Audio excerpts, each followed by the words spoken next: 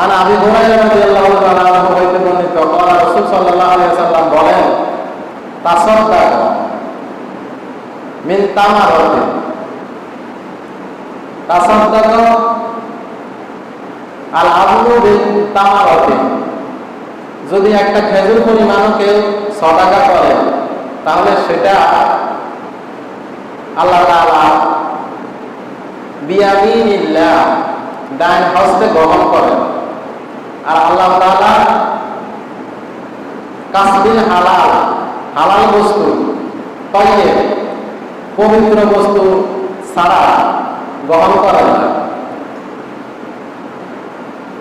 ফালিয়াতাকাব্বালাল্লাহু বিয়ামিনিল্লাহ আর পবিত্র বস্তু থেকে যদি কেউ দান করে তখন সেটা সুম্মা অর্পণ